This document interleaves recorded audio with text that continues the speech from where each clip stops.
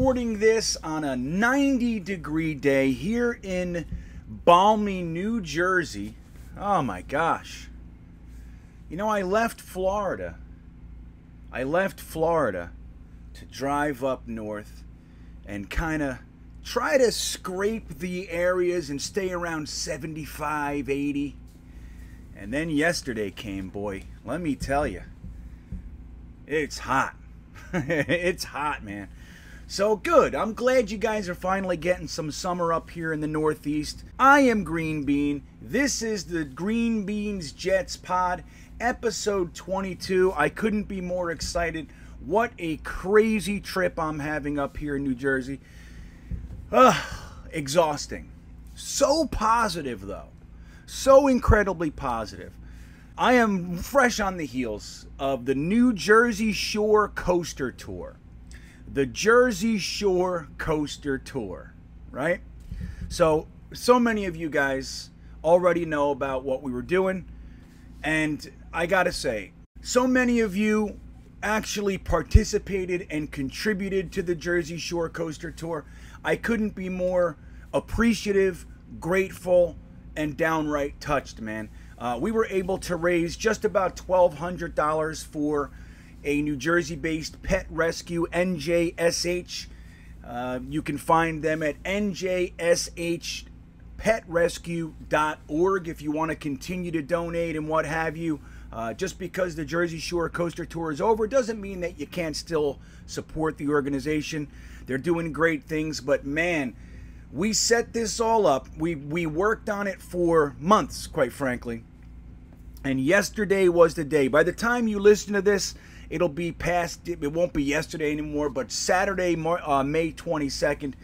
What we did, guys, we started in Wildwood, New Jersey. So we left, I'm near Point Pleasant area. And we drove down to Wildwood, a just under 2-hour drive. And we started there, did their 6 coasters. It took us almost 2 hours with the waiting online and everything. And then we went to Ocean City. Then we went to Atlantic City, did the Steel Pier. That's where I got my 200th coaster on the Crazy Mouse. So the Crazy Mouse on the Steel Pier in Atlantic City is Green Bean's 200th roller coaster that he's ridden in his life. Third-person action for you there. And then we went from there to Seaside Heights Casino Pier. Then we went to Point Pleasant at Jenkinson's Pier. And sadly to say, we could not make it to the final stop, which was in Keansburg, New Jersey. I'm really upset because they have a pretty good coaster there. It's called a Pinfari Looper. But we were able to raise money. A lot of you guys contributed. I am so thankful for that. And what a great day, man. All of the piers and parks were involved. They all helped out in one way or another, giving us parking or passes or what have you. And everybody was on board. It was a great experience. We ended up getting 14 coasters in. Some were closed or what have you. All kinds of things were going on. So 14 coasters in one day at 5 or 6 locations. And man, and that was only one event here in New Jersey. So obviously many of you know I got to meet face-to-face Mr. Matt O'Leary over at Coney Island for the Jets chant on the Cyclone. We did that event, and man, was that killer. That was killer. That was an exciting day.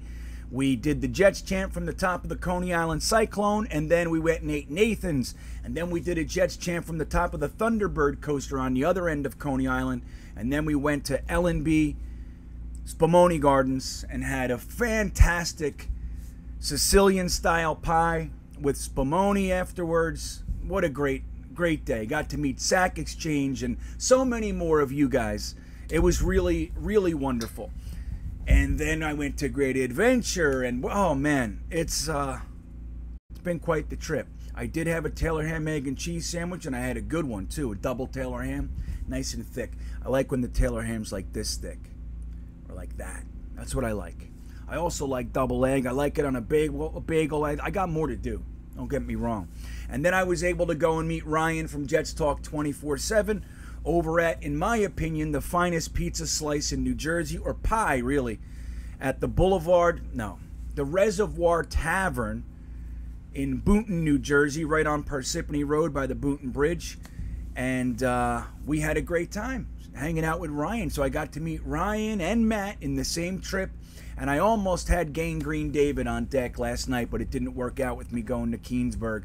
So that would have been cool too. But guys, we are in the off season. We are in the off season, and it's tough. It's tough, the off season, especially after the whirlwind that is the NFL draft. We did mocks for months. We had free agency. We hired a new coach. All this stuff. We fired Adam Gase. We gave Joe Douglas the keys to the kingdom. What a jam-packed offseason this has been. But here we are. You hear crickets if you listen. If you listen hard enough, you'll hear some crickets out there. And that's what it sounds like during the NFL offseason. So we have a few things going on. One is we had the rookie mini camp, which was interesting, right? We got to see our guys, our newbies, running around on the field together. Like I said before, there was a particular picture with Zach Wilson, Elijah Moore, Elijah Vera Tucker, Michael Carter, and Kenny Yeboah all in one little huddle. Warmed my heart. It did. It warmed my heart. You think about how many years our rookies, they would come in and it would just be a big hodgepodge of nothingness. Like, you know, guys, you don't even know why they were all picked. It's like, what are we doing here? So this looks like we have some semblance of a plan, and it's been a positive offseason, man. Right after the rookie minicamp, we had OTAs. We're right on the heels of the OTAs, and surprisingly, the Jets had the highest average of attendance in the entire NFL, with 80 players showing up for voluntary workouts, including men like C.J. Mosley, who we haven't seen in about 2 years. A lot of people are wondering what's going to go on with him this year, but he was there, man. And look, it doesn't mean anything, right? If you didn't show up, it doesn't mean anything as far as what's going to happen or not going to happen. But it's a damn good start, isn't it? It's a damn good start. 80 players, including C.J. Mosley. Makes me happy. So let's talk about something. I'm out. I know, as you know, I'm out there. I listen. I look. I read. And there was something that floated across my stratosphere. It floated right through my ozone layer. There was a conversation that actually tried to say that week one, the game against the Carolina Panthers, that there is more pressure on Zach Wilson than there is on Sam Darnold. And there were all these reasons, none of which I can remember because they were so absurd. So I want to break something down, okay? The idea that a rookie quarterback in his first ever NFL start is somehow under more pressure than a quarterback who was at one time the number 3 overall pick, who has fallen from grace, was traded away from the team that he was drafted by a mere 3 years later, who had the 36th ranked quarterback rating in the NFL last year, and is in his new team trying to recapture his career. The idea that the rookie is under more pressure than that player does not compute to me. It does not make sense. Now, that's not to say there's not some pressure. Of course there's pressure. But to say that Zach Wilson is under more pressure than Sam Darnold, again, does not make sense to me. You look at a quarterback that, like I said, was supposed to be the savior here. I don't like the word, but it's been used, so let's just use it. He was supposed to be the guy. And for a minute or two, we thought he was the guy. Last year, he had an atrocious year. Now, we have reasons for that. We're not going to go through all of that again. We all know it. If anybody is listening to this podcast or watching this podcast If you found your way here to Green Bean, then you already know you've been a part of the conversations, man. You're not some guy, some girl just floating through. Let me listen to this guy, and I don't know anything. I just don't see it. We know about the lack of weapons. We know about the offensive line. We know about Adam Gase and no quarterback coach. We know it. We know all that stuff. Dowell Loggins, we know it. But that doesn't account for how bad Sam Darnold was, and the Jets decided to move on from him. They send him over to Carolina, who, by the way, less than a year ago, let's say 1 year ago, gave another quarterback a 3-year, $63 million quarterback to leave the New Orleans Saints and come to Carolina. That was 1 year ago. 1 year ago, they gave a quarterback a 3-year, $63 million contract. And 1 year later are giving away 3 draft picks to bring in the 36th rated quarterback in the NFL. They traded a 2nd and a 4th in next year's draft and a 6th in the draft that just passed. 3 draft picks for a quarterback who happens to be the worst quarterback in the league statistically, while they had a guy on the roster that they just gave a 3-year, $63 million contract. You tell me where there's pressure. Oh, it's not it. They also traded that quarterback for a 6th round pick. So Teddy Bridgewater had the 5th best quarterback rating or completion percentage in the NFL last year. He had just under 70% completion percentage. Teddy Bridgewater threw for 3,733 yards last year. Teddy Bridgewater threw 15 touchdowns and 11 interceptions while losing his main offensive weapon in McCaffrey. 69.1% completion percentage. And that follows the year before when he was 5-0 for the Saints, coming in a reserve duty, where he threw 9 touchdowns and 2 interceptions, 67.9% completion percentage. So, the Carolina Panthers and their rookie organization that they have, bunch of young cats. You got Matt Rule, who I happen to like. You got Joe Brady running the offense after he's done literally nothing in his entire career.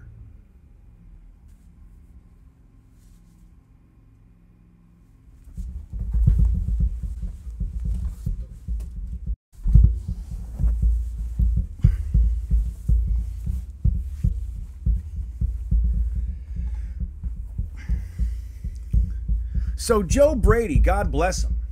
God bless him. I don't know. I still struggle to know what he's actually done. So you have this batch of young bucks down there in Carolina who, again, gave a lucrative free agent contract to a quarterback who, for all intents and purposes, was looking pretty damn good under Sean Payton. Okay? He was a good quarterback before the injury up in Minnesota. He did well for the Jets in preseason, enough to garner a 3rd-round pick in return for him. Went to New Orleans as the backup, came in when Drew Brees went down and played lights out. Played very good football. He goes over to Carolina under Joe Brady and Matt Rule. Still has just under a 70% completion percentage. Still has more touchdowns than picks and all that sort of stuff. They didn't win many games, but it can't all be on him. But even if it was, there's a lot to look at here. There's a lot to unpack. So is it Teddy Bridgewater, and did you blow the $63 million? So you have an organization who, in their first 2 years, has already taking a shot on a free agent quarterback, a big shot. So we know they're still paying over $70 million of his contract this year. They trade him for a 6th round pick and then use a 2nd, a 4th, and a 6th round pick on a guy who, by many accounts, is damaged goods. Right? Now, I'm not throwing Sam under the bus because all of a sudden he's not a Jet, but that's what we're looking at. That's the facts of it. Now, obviously, Matt Rule and potentially Joe Brady and everybody else think that Sam is reclaimable. Fine. But don't you try to tell me that Robert Saleh, in his first game ever as a head coach, with his quarterback in his first game ever as an NFL quarterback, are under more pressure than Matt Rule, Joe Brady, and Sam Darnold. Ain't happening. It's not real, especially home. In their home opener, you're going to try to tell me that they're not under pressure down there? Come on. Come on. What are we talking about here? What are we talking about? And then, just to add a little sprinkle, just a little dash of freshly grated Pecorino Romano for this little dish we're making here. They had a top 10 pick this year, and with all that pressure, that is real, guys. About Sam Darnold, did they use it to help him? No. They did not. The 8th overall pick they chose to use on J.C. Horn, a cornerback who, look, I like him. Think he's fantastic. Think he's going to be a good pro. But many people don't even think was the top cornerback in the draft. And he was the first cornerback taken.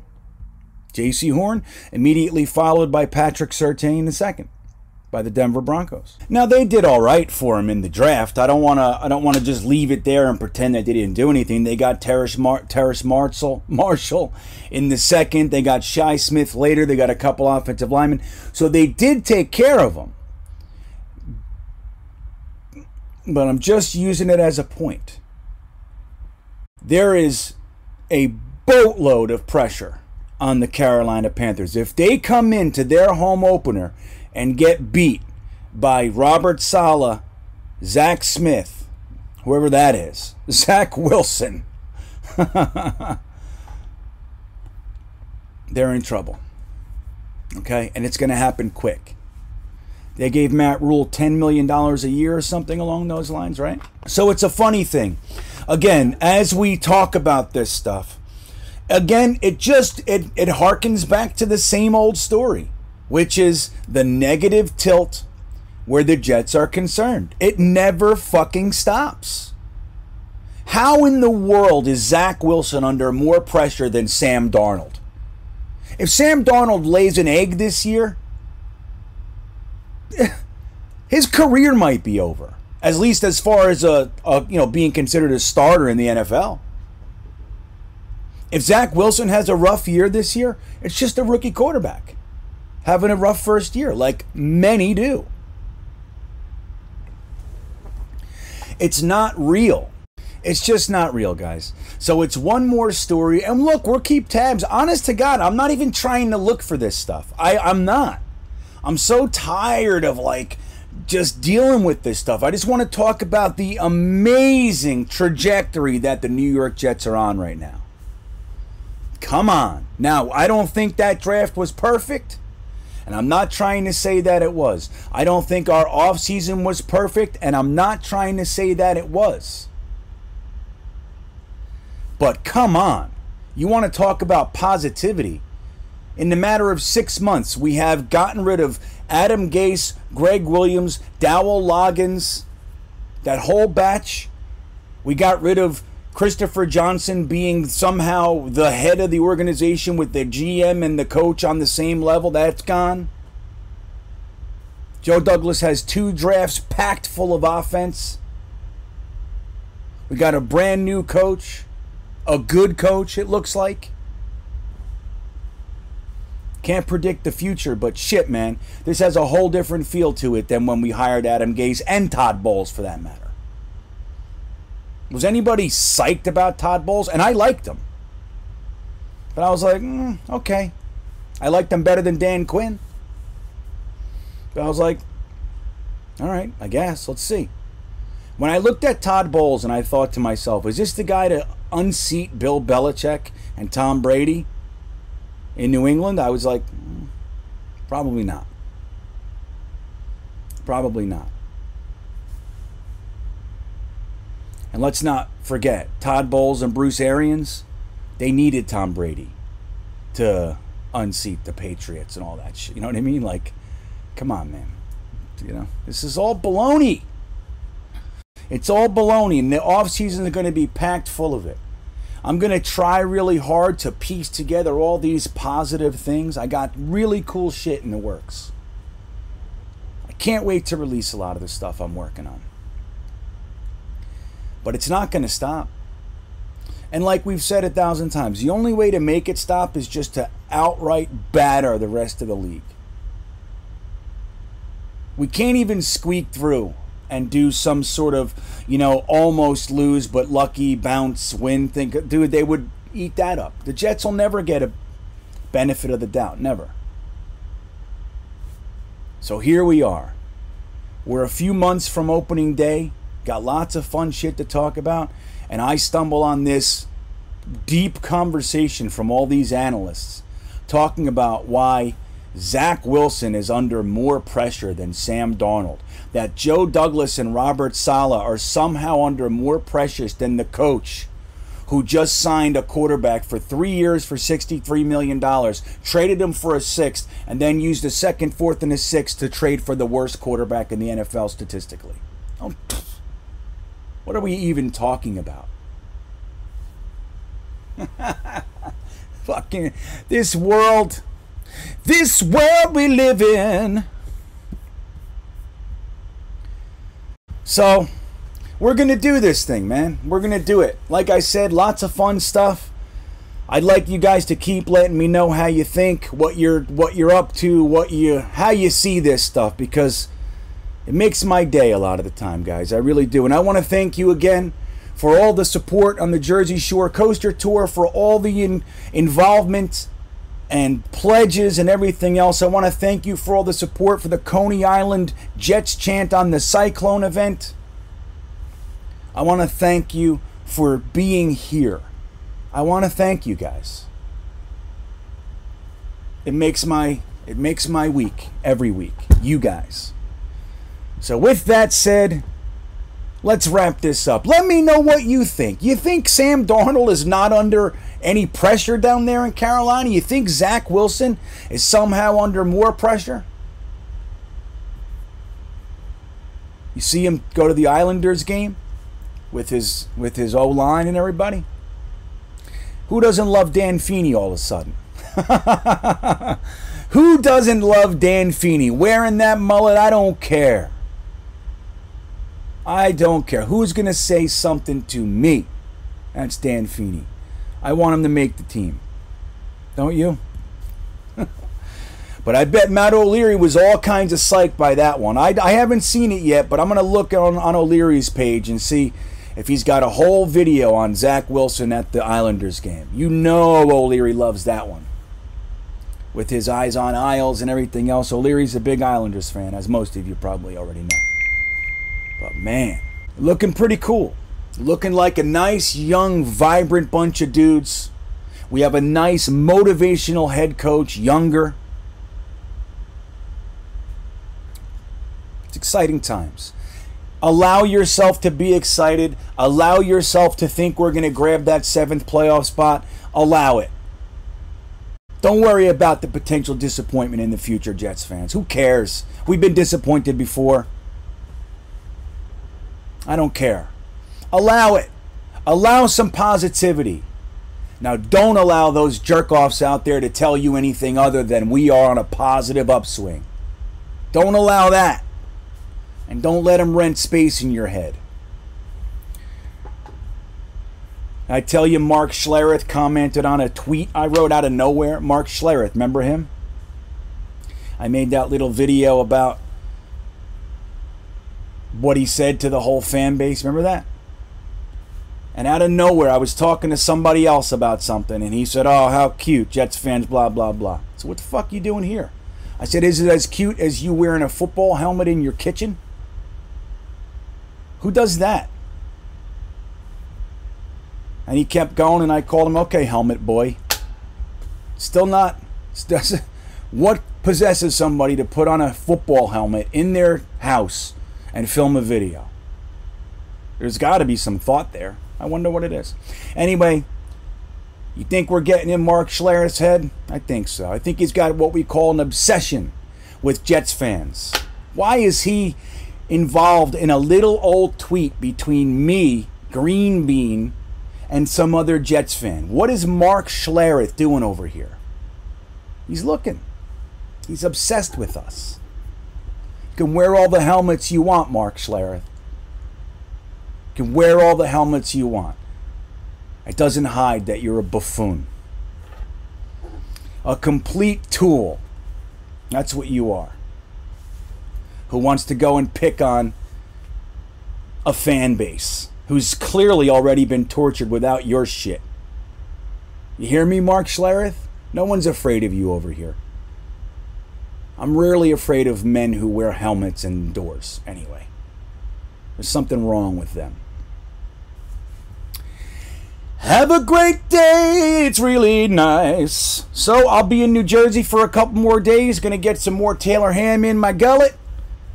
What else? I got done pizza. I got some disco fries yesterday. Oh, guys, we're rocking it. Might go to the what's the name of that place in Belleville? It's they created Chicken Savoy. You know that place? Shit. I'll try to remember it and put it right here right now. There's something pub or there's something tavern, the Gateway. I don't know what it is. If you know it, let me know in the comments. I hope you're having a great day, Jets fans. Again, be positive. Don't let Mark Schlereth get you down. Mark Schlereth is a nothing. Don't sweat it. What's he doing? Have a great day, guys. Don't forget to like and subscribe. Follow my full-time coaster tour at fulltimecoastertour.com and on YouTube. And obviously, as always, if you want more talk than you can handle, go to Jetnation.com or see our videos and podcasts on Jetnation's YouTube page. With that, I love you. You're good looking. You're sexy. And you're a good boy. And you're a good girl. No matter what's been said. Have a great day and go Jets.